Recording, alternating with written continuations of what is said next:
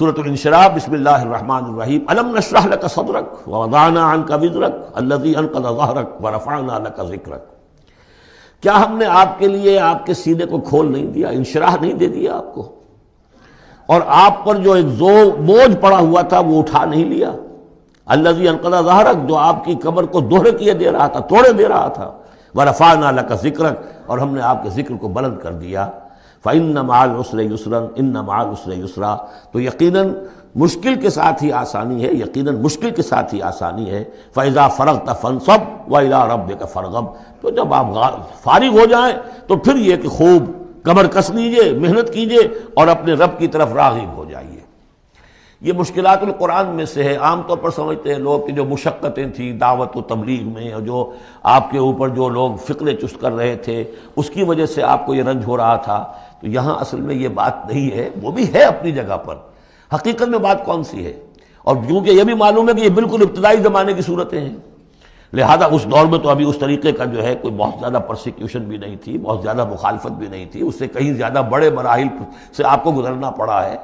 3 سال کی جو بھی شیب بنی ہاشم کی قید ہے وہ بعد کی بات ہے، جو یوم طائف آ رہا ہے وہ اس کے بہت بعد کی بات ہے، یوم احد بہت بعد میں آ رہا ہے۔ یہ اصل میں کیا ہے،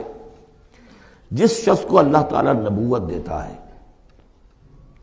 اس کی سب سے زیادہ جو خواہش ہوتی ہے وہ اللہ کے ساتھ لو لگا کر بیٹھا رہے، اور رسالت کا فریضہ ایسا ہے کہ جاؤ خلق خدا کو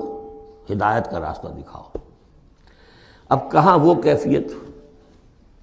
دن ڈھونڈتا ہے پھر وہی فرصت کے رات دن بیٹھے رہے تصور جانا کیے ہوئے، کہاں اللہ کی طرف رخ کر کے اللہ کا بندہ کھڑا ہے رات کے وقت، کیا اس کی کیفیت ہے، اس کے قلب کی، اس کی روح کی کیا انشراح ہے، کیا انبساط ہے، کن بلندیوں پر اس وقت وہ ہے، کس روحانی وسعتوں کے اندر جو ہے وہ اس وقت تیراکی کر رہا ہے، اور کب جا رہے کسی نے کہہ دیا پاگل ہے، کسی نے کہہ دیا کہ یہ تو مجنون ہے، دیکھو ذرا یہ شخص ہے جو کہتا ہے آپ کے معبودوں کو کہ یہ غلط ہے۔ اب اس کا ایک تقدر ہو رہا ہے دل کے اوپر، کہاں وہ کیفیت۔ علامہ اقبال نے اسے لکھا ہے، 4th لیکچر ہے ان کا جو خطبات میں سے، شیخ عبد القدوس گنگوہی رحمۃ اللہ علیہ کا قول دیا ہے۔ وہ کہیں کسی کیفیت میں بیٹھے ہوئے تھے اسی طرح مراقبے میں، اچانک اقامت کی آواز آ گئی، اب جماعت کھڑی ہو رہی ہے، تو وہ آرہا کھڑا ہونا ہے، وہ تو نماز میں تو جانا ہے، تو کہا کیا، جھنجھلا کر کہا، حضوری سے نکال کر دربانی میں کھڑا کر دیا۔ اس وقت جس مراقبے کی کیفیت میں تھا وہ تو حضوری کی کیفیت مجھے حاصل تھی، اب میں دربانی میں آ گیا ہوں یہاں پر۔ نماز تو آپ پڑھیں گے تو امام کے پیچھے پڑھیں گے، اس نے کہا اللہ اکبر تو کرنا ہی ہے رکوع، چاہے ابھی آپ کے دل چاہ رہا ہے اور قرآن پڑھا جائے تو کیسے ہوگا، تو اس کا حکم ماننا آپ نے۔ آپ چاہ رہے ہیں سجدے میں پڑے رہے ابھی سر نہ اٹھائیں، لیکن وہ تو کہے گا اللہ اکبر، تو وہ سر آپ نے اٹھانا ہی ہے۔ تو وہ ایک اور نظام ہے، وہ نظام با جماعت ہے، اس سے ایک جماعت کی تشکیل جو ہے وہ مطلوب ہے، اور ایک ہے انسان کا اپنا روحانی طرف ہو، اس کے کچھ اور تقاضے ہوتے ہیں۔ تو جیسے حضرت موسیٰ سے کہا گیا ہر دفعہ آپ نے دیکھا اذهب الى فرعون انه طغى، اور وہ اگر وہیں پر رہتے ڈیرا لگا دیتے، ہر وقت گفتگو ہو رہی ہے، مخاطبہ مکالمہ مل رہا ہے، تو جو لذت اس میں تھی، اس کے اندر جو ہے وہ جو مشقت ہے وہ یہ تھی۔ رفتہ رفتہ پھر آپ کا مزاج اس کا خوگر ہوا ہے، اور پھر یہ کہ جب اللہ تعالیٰ نے اس میں بہت سے لوگوں کو بھی شامل کر دیا، پھر وہ جو تسکین پیدا ہوئی کہ ایک شخص وہ ہوتا ہے جو اکیلا، اس کو مولانا روم نے بڑی خوبصورتی سے بارش کا ایک بتایا ہے مثال، کہ بارش میں ایک مرحلہ ہوتا ہے کہ سمندر سے بخارات اوپر جا رہے ہیں، نہایت صاف شفاف، اس میں تو کوئی قدورت نہیں ہوتی، وہ تو ڈسٹلڈ واٹر جا رہا ہے، وہ اوپر گیا، پھر وہ گیا، اس نے بارش کی شکل اختیار کی، جب بارش کو بن کر وہ گرا ہے تو اس نے اب فضا کو بھی دھو دیا، تو فضا کی قدورت اپنے اندر لی نا،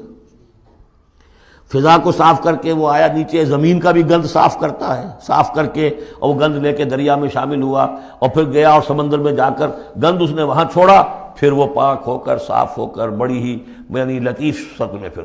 یہ ہو رہی ہے، یہ ہے ایک سیر الی اللہ، اللہ کی طرف بڑھا جا رہا ہے، رات کو اللہ کا بندہ کھڑا ہے اور اللہ سے مناجات ہو رہی ہے، یہ وہ ہے بخارات کا اوپر اٹھنا، نہایت پاکیزہ لطیف کیفیت۔ اور جب آپ آئے ہیں تو بارش کے مانند ہیں، اب آپ دھو رہے ہیں، تو جو دھو رہے ہیں اس سے خود اپنے آپ کو بھی تقدر ہوتا ہے، کسی نے کچھ کہہ دیا، کسی نے کچھ کہہ دیا، کسی نے کچھ کہہ دیا، کسی نے فقرہ چست کر دیا. اب آپ کو ضرورت ہے کہ پھر ذرا اپنے آپ کو بھی صاف کریں، دوبارہ پھر رات کو کھڑے ہو جائیں. سیر اللہ،